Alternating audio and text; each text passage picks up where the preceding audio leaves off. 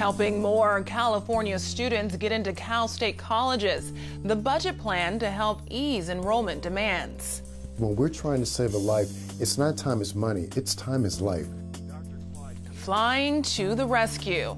The drones that could help save a life during a heart emergency. They're more nice than humans, you know. They're just chilling. They're not going to argue with you, you know. They just want to hang out and munch out on food. Joy found in small, furry packages, and students enjoying the health benefits from pet therapy. KPBS Evening Edition starts right now.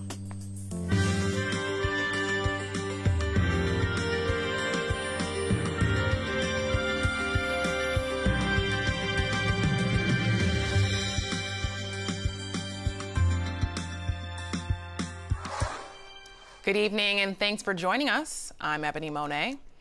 We start tonight with the latest from this morning's shooting at the Congressional baseball practice in Virginia. Louisiana Representative Steve Scalise is in critical condition. The House GOP whip is out of one surgery with others pending, according to hospital officials. Doctors are treating 4 others for injuries, including Capitol Police, who officials say shot and killed the assailant. And as authorities gather more information about a possible motive, U.S. leaders react to the violence. Congressman Scalise is a friend, and a very good friend. He's a patriot, and he's a fighter. He will recover from this assault. And Steve, I want you to know that you have the prayers not only of the entire city behind you, but of an entire nation and, frankly, the entire world. For this person to take this action was so cowardly, so cowardly. We'll learn more about motivation and the rest of that. But it seems particularly sad, although any violent death, of course, is sad, but particularly sad that at a time when people want us to come together, and we're prepared to come together tomorrow night, that this assault would be made. But we cannot let that be. Investigators are uncovering more information about the alleged shooter, who they've identified as James Hodgkinson from Illinois. Today, Senator Bernie Sanders reacted to news that Hodgkinson volunteered for Sanders' presidential campaign. I am sickened by this despicable act, and let me be as clear as I can be. Violence of any kind is unacceptable in our society, and I condemn this action in the strongest possible terms. Members of the congressional delegation from San Diego have also responded. Congressman Scott Peters told Midday Edition his thoughts are with his injured colleagues, and the shooting was a jolt for them all. Whatever your disagreements are, and I'm as frustrated with anybody as anybody with the insistent partisanship of this place, and it's very frustrating. But whatever your political views are, violence is never the right answer, and it's just not the way we do things in America. The Congressional baseball game is an annual charity event, and despite the shooting, the game is set to go on tomorrow night. We'll have more details on the investigation on air and online at kpbs.org. State lawmakers have struck a budget deal to give doctors money from the new tobacco tax increase to treat more Medi-Cal patients. But as KPBS health reporter Kenny Goldberg explains, doctors say they're being shortchanged. The California Medical Association helped pass Prop 56 last fall. That measure raised the state's tobacco tax by $2 a pack. Doctors expected to get most of that new revenue as an incentive to treat more Medi-Cal patients. But they could get as little as 1/3 of that money, or about $375 million. Dr. Ted Mazur is an ear, nose, and throat specialist in San Diego. He says that doesn't cut it. A physician really can't afford to take more than maybe 10% of their practice, if that, Medi-Cal, because every time you see a patient, you're losing money.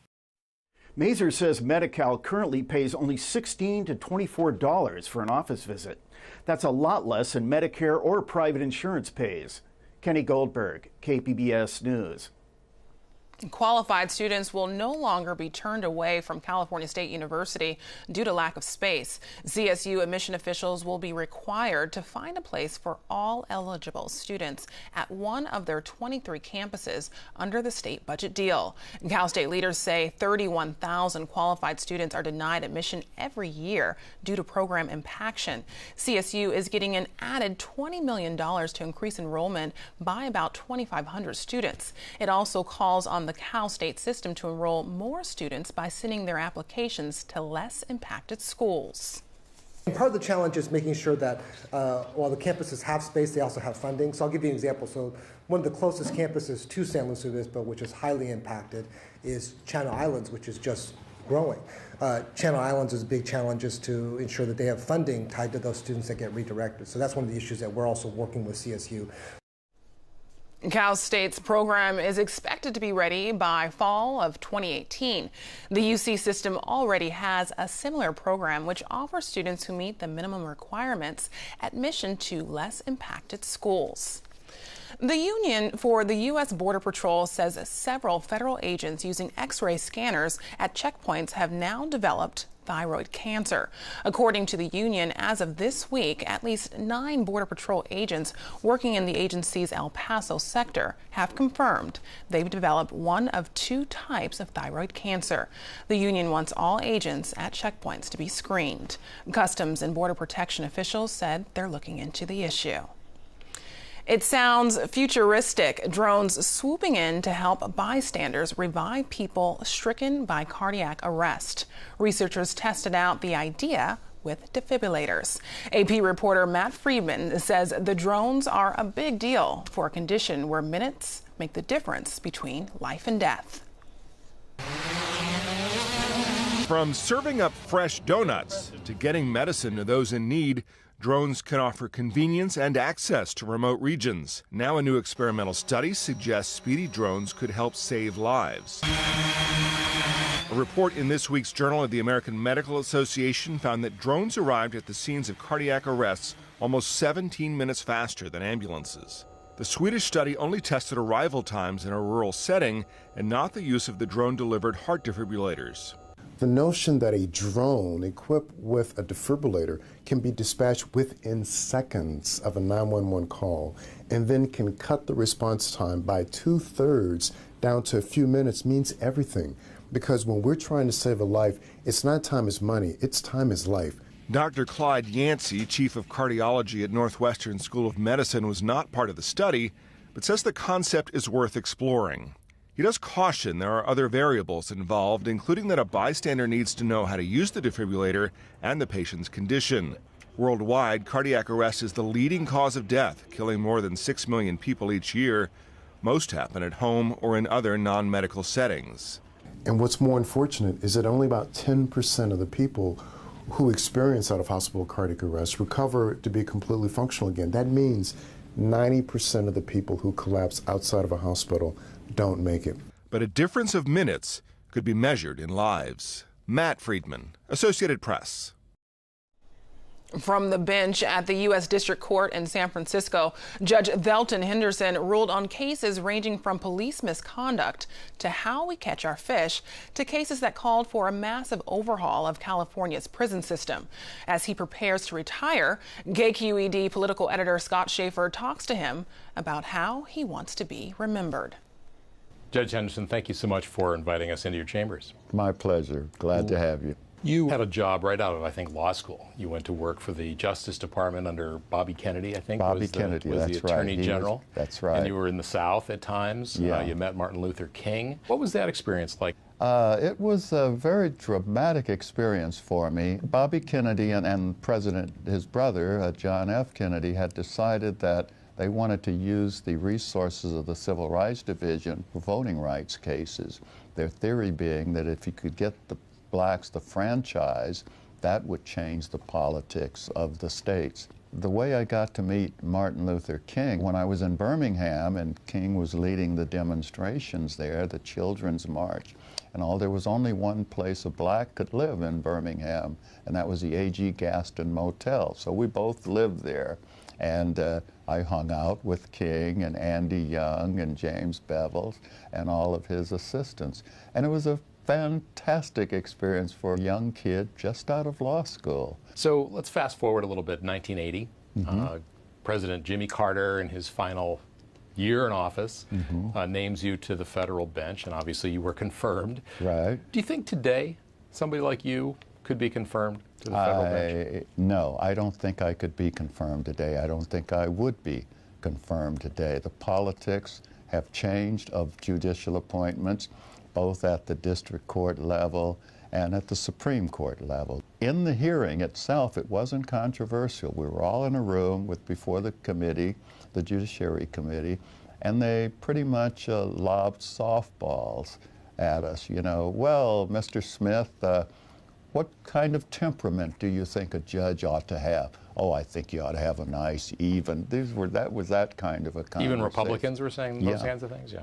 And we all got up to go, and Strom Thurmond's chief aide told me to wait. Mr. Henderson, would you wait? This is the senator from South Carolina. Senator from South Carolina. And so he came in about 15 minutes. He opened a file and he looked at it, and he said, well, Mr. Henderson, I see you belong to a lot of groups that have letters in them, initials in them, ACLU and ERA, CRLA. These were boards I belonged to, liberal boards. And I realized after this was over and I reviewed it, what he was letting me know was he didn't like my being on those boards. But I know now he wouldn't just let me know he didn't like it, he would block it. I have no doubt that I would not be confirmed today. You have handled some very high-profile and controversial cases, and I want to ask you about the prison case. And that one went up to the Supreme Court, and ultimately you were affirmed, and your judgment was that the prison healthcare system should be handed over to a receiver, that the government, the state government, just couldn't do the job that needed to be done. Right. What impact do you think that decision, that case, has had? Oh, I think it's had a huge impact, and it continues to, and it's saved untold number of lives. One prisoner was dying every 6 days for lack of adequate medical care. That's a lot of lives. That's no longer happening. Most of the prisons now are pretty close to the level of prison, of care that we get out here outside of prison. So it's a profound change. I don't know how many hundreds and thousands of cases you've handled over the past 37 years, but is there one that you, or two, that you're particularly proud of? And there's one that I think is probably the most popular case I've ever had, and it's my dolphin safe tuna case. Many dolphins were being killed years ago when that case was filed because dolphins swim over tuna, and that's how the fishing boats find the tuna. They see the dolphin swimming, and they throw a big purse seine net around all of them. And hundreds of dolphins were being killed. And so they passed legislation that required monitors to go on each tuna boat out to sea to count the dolphin kill. And I enforced that order for years and years. I would get at least a half dozen packages and letters from school children around the country. Everybody loves the dolphin. And they're the little guy, I guess. They're the little guy. How do you want to be remembered? I'd like to be remembered as a judge who cared about everyone who appeared in front of him, who did his best to make sure that there was a level playing field, someone that gave everybody their day in court.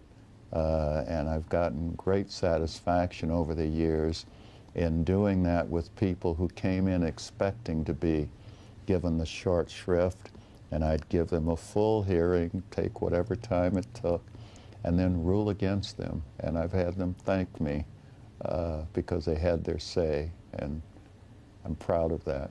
You're retiring at a time when the Voting Rights Act is being weakened.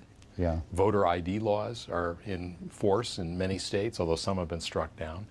How confident are you going forward that, you know, the arc of justice is going to continue to bend in the right direction? I think that this is a step backward, the things you've just described, but I think that's been the state of civil rights progress: 2 steps forward and a step backward all the way. It's never been a steady progression, and I think we will continue to make progress. I'm an optimist in that regard. Well, Judge Belton Henderson, thank you so much for talking with us and for your decades of service on the bench, and wish you all the best. Thank you very much. My pleasure talking to you. Today is Flag Day, and it was marked in San Diego with the unveiling of new monuments dedicated to the city's military history. Anchors away, the United States Navy. The monuments stand with a 100-foot flagpole at Civitas Park in Mission Valley. There's one monument for each branch of the U.S. military, and the Army, Navy, Air Force, Marines, and the Coast Guard. Well, Southern California is bracing for a heat wave. Desert areas are under a excessive heat watch starting Friday. It's a different picture, though, in downtown San Diego. This is the view from Harbor Island. You can see boats cruising along. Erin Calandra has more in tonight's forecast. Things are going to be beautiful around here the next couple of days. If you have plans for maybe Father's Day to hit up the beaches, well, it sounds like a good idea to me. We have an offshore flow now, which means less clouds, more sunshine, and warmer temperatures, unlike last week. So let's take a look at what's going on today. Our satellite and radar, we don't see much going on. No precipitation. Things are pretty nice and quiet. We do see just a few clouds to the north of us, but again, we really don't have anything coming in to disturb our weather here in San Diego. So for tonight, 61 degrees. We're only partly cloudy, not nearly as cloudy as we have been here the last couple of days. And that's how it looks across the county. Just a few clouds here along the coast. Oceanside at 56 degrees tonight. Poway 54. And as we move inland, clear skies, 69 degrees in Borrego Springs and Mount Laguna, 54 degrees. So this is the setup for our Thursday. It is burning hot here in the deserts. Temperatures well in the hundreds. So if you're in the deserts, make sure you are being careful there.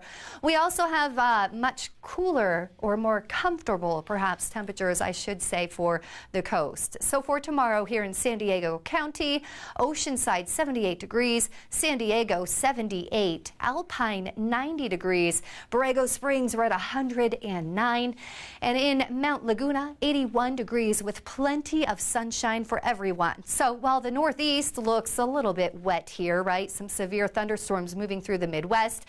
Out west, things are beautiful. Heat is building and sunshine is blaring here. So let's take a look at our 5-day for the coast. Look at that beach weather. Temperatures right around 80 degrees with lots of sunshine. As we move into the inlands, it's a bit warmer here. 96 degrees Friday, but then we're down to 91 on Saturday and lots of sunshine. In the mountains, we're in the 80s, 83 degrees for your Friday, Saturday 83 as well. And in the deserts, again, it is going to be dangerously hot, 110, 111 degrees. So certainly try to get inside and stay cool. For KPBS News, I'm Erin Calandra.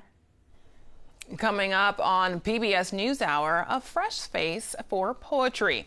The nation's newest poet laureate explores race and religion in her recent works.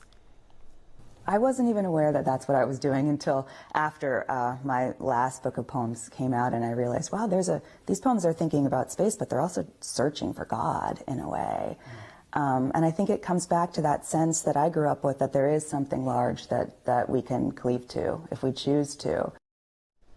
And how the Trump administration is grappling with the war in Afghanistan. And that's tonight on PBS News Hour, starting at 7, right here on KPBS. Thousands of California students got a taste of what it's like to take the reins of state government. As KQED reporter Amanda Font shows us, a special program allowed them to build a government from the ground up. Joining us, this is the rally of Sir Matthew Kogan, running to be your 70th youth governor. Under what party? No party.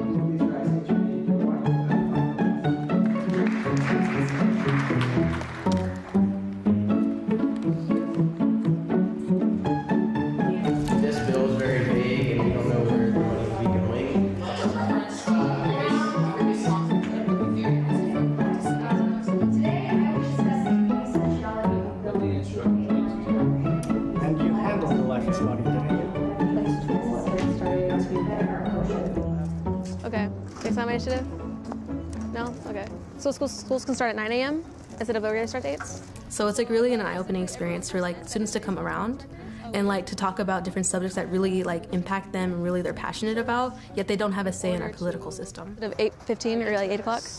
Yeah, so. Hi guys, we'd like to sign my initiative. It's so schools can start at 9. Absolutely. I love my sleep. It's really eye-opening because you can see all these different views that you wouldn't really normally see, because here in the Bay, we're more of in a bubble, I would like to say, because we're more like liberal here versus like other areas that are more conservative that we wouldn't really have like experiences or like eye-opening like moments about it. Because, you know, we don't see politics being that reflective of our community right now. You know, this is a glimpse at what can happen when politics becomes more representative. Obviously, you know, our program isn't perfect, and it's going to take a lot of work to really have government be reflective of the people.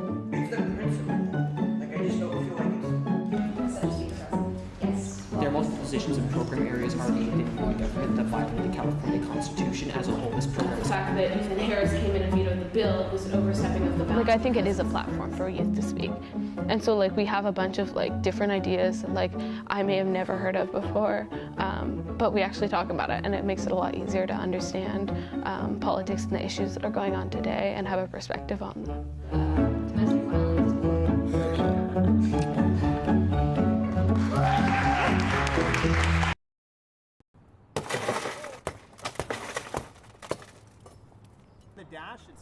Lawmakers recently made it easier to save animals trapped in cars on extremely hot or extremely cold days. It's now illegal to break into someone's vehicle and rescue an animal. Authorities say a person must also contact law enforcement first before smashing someone's window. Well, it's fun to spend time with a friendly animal, and it can also be therapeutic.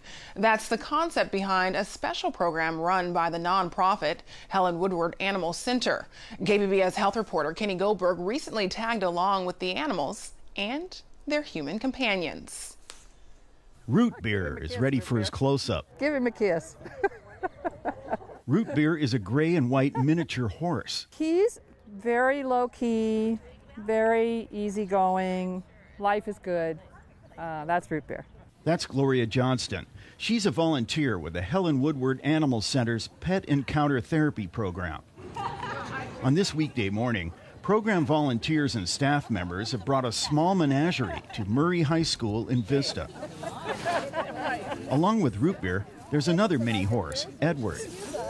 A small, fluffy dog named Baloney. It's kind of like holding a cloud. And a white rabbit known as Calvin Klein. Calvin loves the interactions. Their job today is to bring a little joy into the lives of kids who've fallen on hard times. You see how he looked over you like, you better not stop. Yeah. I'm loving this. Murray High is a continuation school. Principal Chuck Hoover says his students often have a lot of negative stuff in their life. Whether it's home life or some of the failures they've had in school. The therapy animals come to Murray High twice a month. Hoover says the visits give the kids a chance to put their troubles aside for a little while. And you can interact with, not only the animals, but with the other adults that come from Helen Woodward.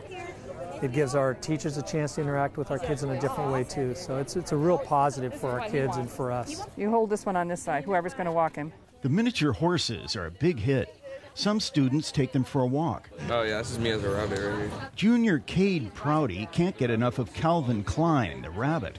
Prouty says he used to have a pet rabbit. They're more nice than humans, you know. They're just chilling. They're not going to argue with you, you know. They just want to hang out and munch out on food. So fluffy. Angela Diaz, the school's valedictorian, also loves Calvin. It's so small, like you could touch him, you could carry him, and like he wouldn't even do nothing. Like you could feed him. It's like a baby. It's just a small baby with hairs. Robin Cohen has managed the Pet Encounter Therapy program for 25 years. You know what? If you want to hold him, let me put him in your arms. There you go. Her team makes around 60 visits each month to schools, nursing homes, and other facilities around San Diego County. Cohen says the animals are more than just cute and cuddly. They actually offer a lot of benefits. The unconditional acceptance, that's the emotional side. She says on the physical side, therapy animals can help lower one's blood pressure and improve memory and recall. These animals make people feel special, loved, and worthy of everything that the world has to offer. Cohen says people, on the other hand, can be judgmental. People see a student, and because they look a certain way or talk a certain way, they may not be as accepting as the animals are. The animals don't care what they've done 10 minutes ago, 10 years ago. They love them for who they are at that moment. And who couldn't use a little more love like that? Kenny Goldberg, KPBS News. You can find tonight's stories on our website, kpbs.org/evening edition. Thanks for joining us. Have a great night.